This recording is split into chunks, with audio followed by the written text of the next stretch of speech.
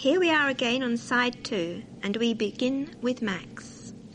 Listeners who live in Bush Hill Park may be interested to hear this account of the area in the early part of the century, as related by Mr.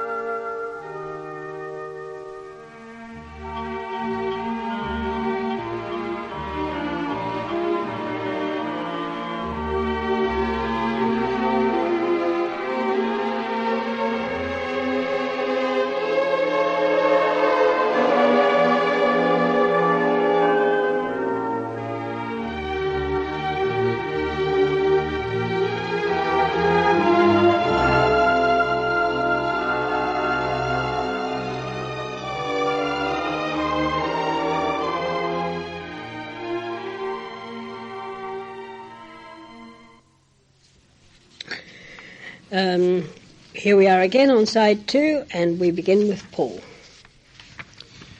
And we go straight in with What's On. This is What's On 1. Monday the 8th of July. Now the weather has taken a sharp turn for the better, you may like to take advantage of the garden open scheme at Capel Manor from 10 in the morning to 4:30 in the afternoon, Monday to Friday, and 2 p.m. to 5:30 p.m. at weekends. Admission is £1. Inquiries on Lee Valley 763 849. I'll say that again. Lee Valley 763 849. On Friday the 12th of July, the world of operetta waltzes into the Gladys Child Theatre for 2 performances of a concert featuring excerpts from the well-loved music of Offenbach, Johann Strauss, Lehar and others. It's presented by the Southgate College Opera. The concert starts at 7:30 p.m. on both nights. Tickets are bookable at any Enfield Borough Library during office hours, including Saturday or the Finance Office at the college. Saturday the 13th of July.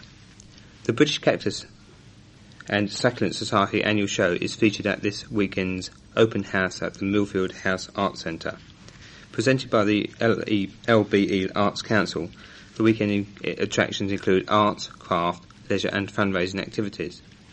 The centre is open from 2 p.m. to 6 p.m. on both days. Admission is by a programme at 30p. For full details, ring Sarah Kessler on 01 803 6213. 01 803 6213. The Enfield and District Organists Association have a fundraising recital at the Trinity at Bowes Church, N13, on the same night, starting at 7:30 p.m. From noon to 7 p.m, the GLC are presenting an exciting free arts and crafts festival with a cookery flavour at the County Hall and all along the South Bank from Jubilee Gardens to the IBM building beyond the Waterloo Bridge. Events include music, folk and contemporary dance, crafts fair, street theatre and children's entertainment including the mobile zoo. For further information, ring 01 633 1707. That's 01 633 1707. Continuing the GLC Music in the Open Air concert series at Kenwood Lakeside, today's concert, starting at 8 p.m, features the Philharmonia Orchestra playing music by Berlioz, Tchaikovsky and Brahms. Further information from the GLC Arts and Recreation Department on 01 633 1707. Sunday the 14th of July.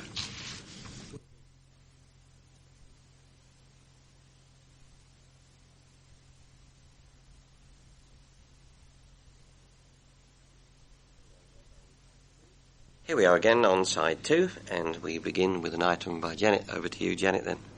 Well, as you all know, on Saturday the 13th of July, we had a stall in Enfield Market to raise funds for the news tape. The sale of goods and donations received at the stall amounted to just under £80. We give our thanks to those of you who visited the stall or gave us articles to sell. Also, as you know, we have Harvey with us tonight, and I'm sure you will all join with us in congratulating him on becoming third in the National Scrabble Championships. Congratulations, Harvey. And now, 2 more recipes using the New Way method of baking that we told you about a few editions ago. The first one is for New Way flapjacks. For this, you'll need half a packet of stalk margarine, half a pot of golden syrup, half a pot of soft brown sugar, and 3 pots of rolled porridge oats. You may remember that these were yoghurt pots that they now use as their measuring guide. Firstly, set your oven to 180 degrees centigrade, 350 degrees Fahrenheit, or gas mark 4. Now, melt the stalk, syrup and sugar together in a saucepan, and then stir in the rolled oats and mix thoroughly together. Grease a square 20 centimetre or 8 inch shallow tin, and then spread the mixture evenly into the tin. Bake in the oven for 25 to 30 minutes. When ready, cut into 16 pieces and leave it to cool in the tin. Now the second one, bearing in mind how we're all told to have wholemeal bread and wholemeal flour, this is for wholemeal pizza. For the scone base, you need 1/8 of a packet of stalk margarine, 1 pot of wholemeal flour, 1 teaspoonful of baking powder, 1 pot of finely chopped onion, 2 pots of finely grated cheddar cheese, salt, a generous pinch of mixed herbs, 1 egg, and 2 tablespoons of milk. For the topping, you want 4 sliced tomatoes, 3 pots of washed and sliced mushrooms, a generous pinch of basil, a pot of coarsely grated cheddar cheese, a few strips of bacon, and green or black olives stoned and halved. You set your oven at 200 degrees, 400 degrees Fahrenheit, or gas number 6. You place all the ingredients for the scone base in a mixing bowl and mix to a firm dough with a wooden spoon. Turn onto a lightly floured board and knead lightly. Shape into a flat round, 20 to 23 centimetres, 8 to 9 inches in diameter, and place on a greased baking sheet. You arrange the sliced tomatoes and mushrooms on the top, sprinkle with herbs and cheese, and decorate with a lattice of bacon. Place olives in between lattice and bake for 20 to 25 minutes and serve hot. This should serve 2. Now, after everybody trying to make me laugh while I was reading that, I now hand over to Joe. And here we have another extract from the history of Bush Hill Park, written by Geo Sturgis for the Enfield 100 Historical Society's magazine. A feature of Bush Hill Park in the early part of this century was the sharp social distinction between areas lying either side of the railway line. The phrase "the other side of the line" was commonly used, particularly by those who lived on the western side, the inhabitants of which always referred to it as the right side of the line. This side had been well planned and laid out in the latter half of the 19th century and had wide, pleasant, tree-lined roads. Many of the houses were large and stood in spacious gardens. They were mainly occupied by the richer professional classes. Mr. Morrow always looked very distinguished in his well-brushed top hat and close-fitting frock coat.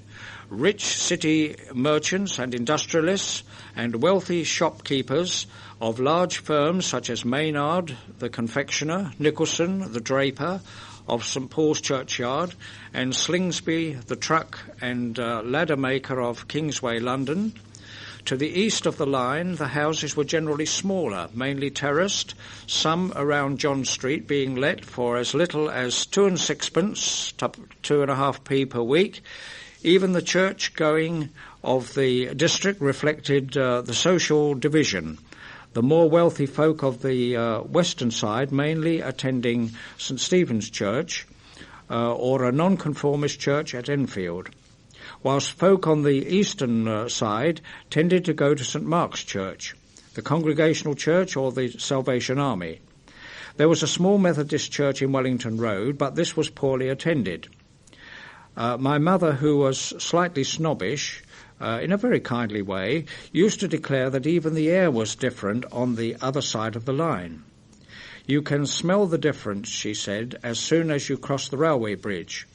But this was scarcely to be wondered at, since the Bush Hill Park Hotel then had a small urinal which opened directly on the footpath halfway down the western side of the bridge. Parliamentary reflections then seemed far more exciting than those of today, for politics were taken very seriously locally in the early part of this century. My father was an ardent Liberal, whilst our neighbours were just as keenly Conservative. And at election times, this led to a bill posting competition between us, and certain frigidity in our exchange of greetings was also noticeable. I very happily spent my spare time putting election pamphlets on behalf of Mr. Branch, the Liberal candidate, through the letterboxes of the neighbourhood. And on the way home from school, many of us would march through the streets singing to the tune of "Tramp, tramp, tramp, the boys are marching. Vote, vote, vote for Branchy. Chuck old Newman out of doors. For Branchy is the man, and we'll have him if we can, and we won't vote for Newman any more." I am glad to record that my early venture into politics, that it was entirely successful, for Mr. Branch won the election. Politics then were very much more influenced by religion, the nonconformists tending to support the Liberals and infant Labour Party, whilst Church of England members were in favour of the Conservatives.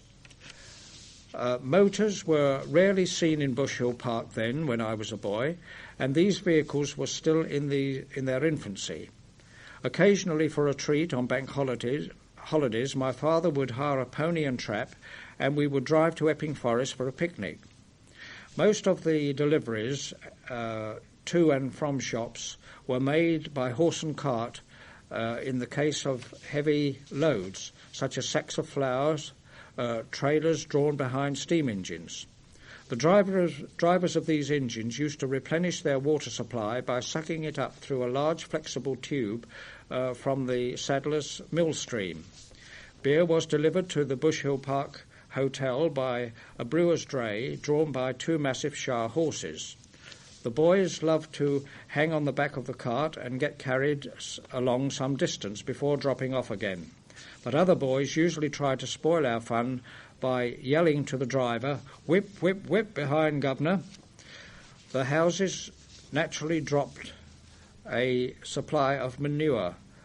What's this? The horses naturally dropped a plentiful supply of manure, but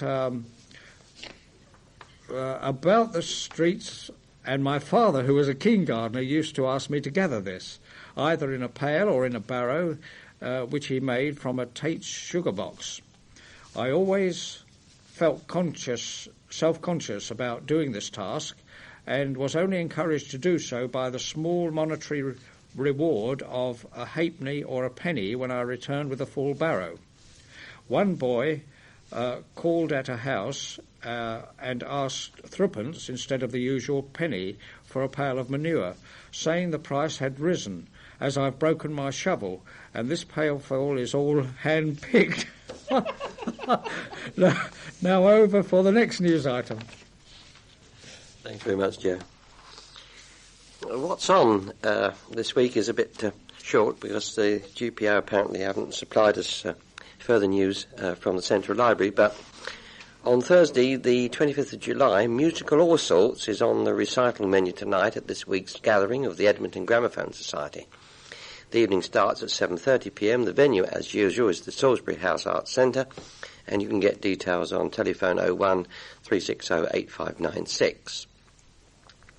On Friday the 26th of July, direct from BBC's Hot Gospel Show, the London Community Gospel Choir joins Norman Mitchell in presenting The Other Side, featuring the vocal score from Porgy and Bess.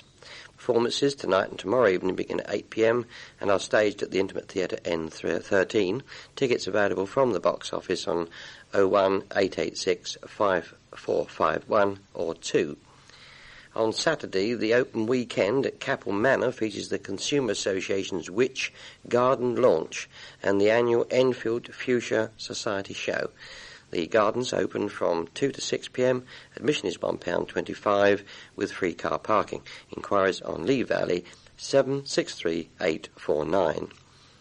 Music from stage and screen will fill the air at Kenwood tonight. Broad selection from Strauss to Mancini, ballet to Star Wars, and will be featured in the concert which starts at 8. For further information, contact GLC Department for Recreation and the Arts on 01633 1707. Finally, on Sunday the 28th, there's an action-packed afternoon promised by the Rotaract Club in its grand charity fete at Broomfield Park this afternoon from 12 to 5:30 p.m. Special attractions include Paws and Claws dog display team, aerobatic display, corps of drums and many sideshows. The fete is in aid of the North Middlesex Hospital, and you can make inquiries there on 01360 2562.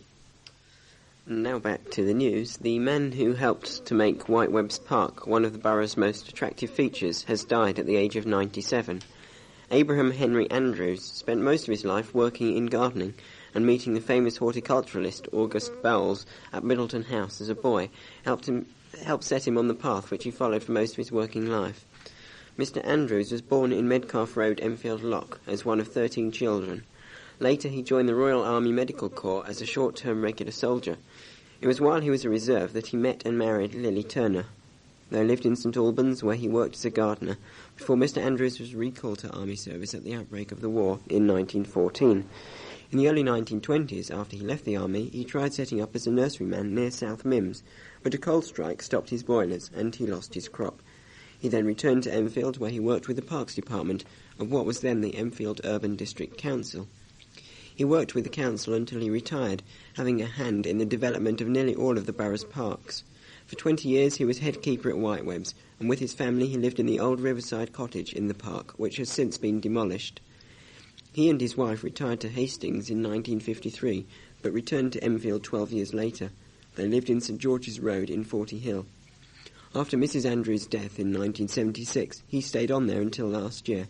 He then moved to Bridge House in Forty Hill, where he stayed until his death. He leaves 5 sons, 16 grandchildren, and many great-grandchildren. And now we come to the latest titles to be introduced into the Talking Book Library. Here are some of the latest titles added to the RNIB Talking Book Library. Youth, Heart of Darkness, and The End of the Tether, by Joseph Conrad. Catalogue number 5404. Read by Alistair Maiden. 3 of Conrad's most well-known stories. That's catalogue number 5404. Pomp and Circumstance by Noel Coward. Catalogue number 5397. Read by Rosemary Davis. The setting is the fictitious island of Samolo in the South Pacific.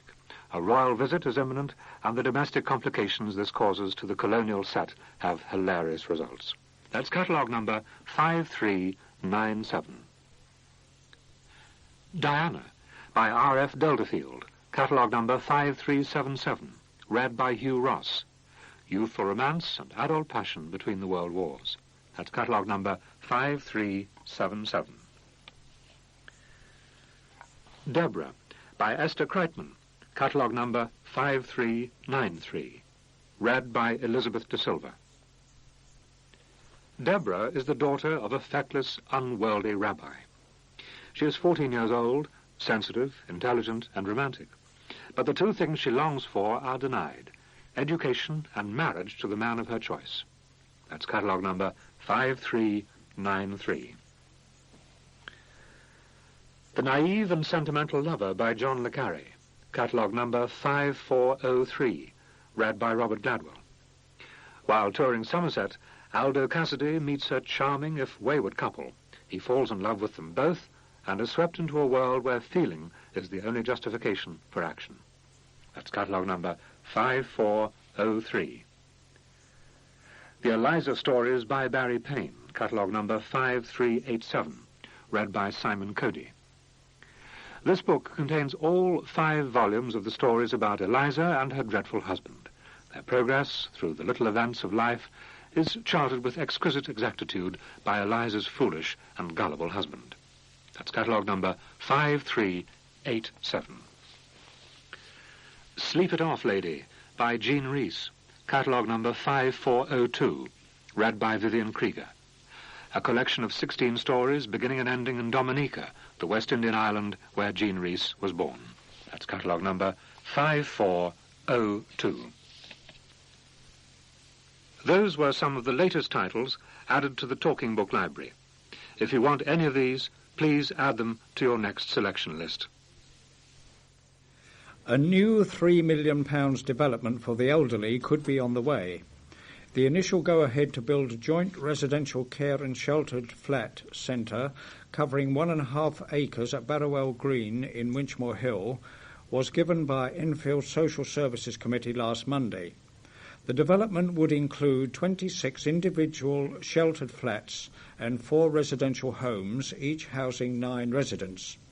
The Barrowell Green development is seen as being a replacement for the borough's Parkfield House home for the elderly in Hadley Wood, which has been operating below capacity. A joint report from the Housing and Social Services Departments stated that the next 11 years would see a considerable increase in the borough's elderly population. Many of them would be requiring residential or sheltered care not presently available in the borough. The report added that the development would be very much part of the local community. It was important that homes for the elderly were not seen as institutions. A communal lounge built within the development for residents would also provide a daycare service and luncheon club for elderly local people in the area. The initial blueprint for the Barrowell development includes plans to add a separate unit to cater for a small number of mentally ill senior citizens. Residents' leaders are to urge the council to spend more money on renovating public toilets. The Federation of Enfield Residents and Allied Associations were reacting to Enfield Council's decision to demolish the toilets at the junction of North Circular Road and Green Lanes, Palmer's Green. Secretary Sidney Hill said there must be provision for proper toilets at the Triangle in Palmer's Green and some sort of facility at the North Circular Road. Other members suggested that the council should provide portable toilets at more sites around the borough. The members decided to write to the council urging them to provide more facilities in Enfield. Here are some interesting words from the MP for Edmonton, Ian Twin, following a recent visit that he made to the Docklands. There will soon be an airport just 6 miles from the Bank of England and not many more miles from Edmonton, with flights to Europe and our provincial towns. What's more, there is every chance it will be working in a couple of years. With all the fuss about Stansted and the expansion at Heathrow, this novel idea comes as news to most people. Where can it be? The answer is just down the Lee Valley in the middle of Docklands. The government have given the go-ahead to clear the old sheds from the Royal Docks to make way for a runway for short take-off planes. It means that the specially developed quiet planes will be able to nip in and out of London without passengers having to struggle to the main airports. In some ways, the visit made me sad, standing in an eerie silence so close to the centre of London. I couldn't help but remember that just a few years ago this was a hive of noise, activity and jobs. The unions and strike after strike killed all that. But now the new airport being built by Molem will bring back jobs to the East End. Despite some genuine concern, the idea has been warmly welcomed locally. The visit for me also had its funny side. As we were driving out of the site, a police car stopped us. They wanted to know what we were doing. Unluckily, they believed my story that I was a Member of Parliament looking in at an airport. In return, the policeman said they were keeping an eye out for thieves and didn't want to be seen. How could anybody miss a white Rover with orange markings and a blue light on top is quite beyond me. Perhaps they were plainclothes policemen in disguise. John Ruan, head of PE at Chase Boys School, and Enfield's physical recreation officer Terry Williamson are heading a call for a paid athletics director in the borough. It was the successful visit of Olympic javelin star Roald Bradstock to the Churchbury Lane School last Thursday, which highlighted the general lack of encouragement given to the sport in Enfield, and this appointment could prevent the drain of young talent to neighbouring Haringey Athletic Club. The direct cause for Enfield athletics lagging behind Haringey is the lack of financial support from the council, said Rowan. There are few paid coaches, and youngsters of potential can easily transfer to Haringey when they realise they'll get better encouragement there. At the moment, there is nobody in Enfield responsible for sports development. A director could liaise between school, club and recreation department, and perhaps in time, Enfield could begin to challenge Haringey both in performance and facilities. Bradstock's one-off coaching clinic last week adds fuel for a similar venture involving Enfield's top young talent on a regular basis. Apart from showing the borough's best boys and girls how to improve their javelin technique, Bradstock, Britain's #1 who competes for Enfield Harriers, also demonstrated the conditioning work with weights and medicine balls, which forms a vital part of his routine. He finished by speaking at length to the school's throwers, and his progress since the '84 Olympics, where he finished 7th, could see him in the hunt for medals at Seoul. Add to this his regular television appearances, and you can see that Bradstock, who has to cycle 10 miles every day to train, could prove his worth to sponsor. Those interested should get in touch with Ray Gibbons on 01804 6907 or John Ruan on 01366 7575. A computer worth over £1,000 has been stolen from the borough's new centre for the unemployed. The theft was described as sickening by centre organiser George Prow. He said that thieves broke into the centre at Ponders End Methodist Church in the High Street last Monday night. The computer had been installed for only about a month and was being used to teach the unemployed about new technology to help them in their search for work.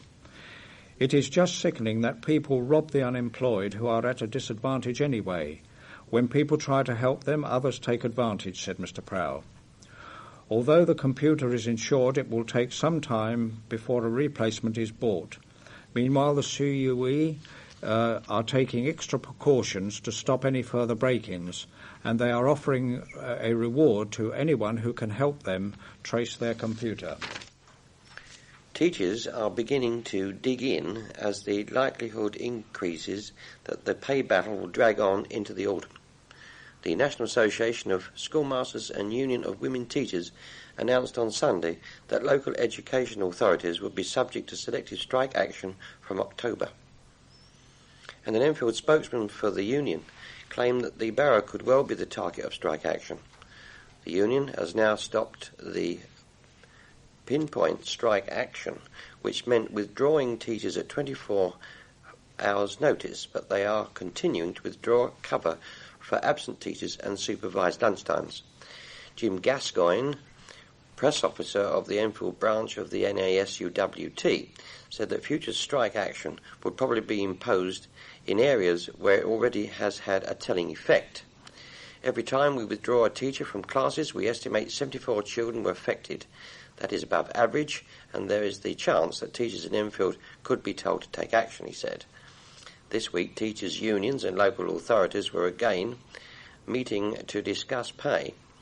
Education Minister Sir Keith Joseph has told teachers that there is extra money available if they agree on new conditions of service. Enfield Education Committee Chairman Councillor Alan Amos claimed that such a move would lead to greatly improved pay for teachers. Most teachers are hard-working, and this would lead to greater rewards for hard work and merit, he explained. He added that the morale of the teaching profession and pupils was suffering due to the continued series of annual pay battles. But Jim Gascoigne said, "We do not mind a review of conditions as long as we get paid properly now for the work we are doing now." So Keith says that there can be no special cases, but in the past the Tories have made special cases for pay of the armed forces and the police. He added that the NASUWT members were being advised not to arrange out-of-school hour day trips for the new autumn term. And with that last item, we conclude our programme for this edition, so it's goodbye from Harvey, Janet, Joe, and me, Alf, and Peter on the controls. Thanks, Pete. See you again in a fortnight's time. Cheerio. Cheerio, good night.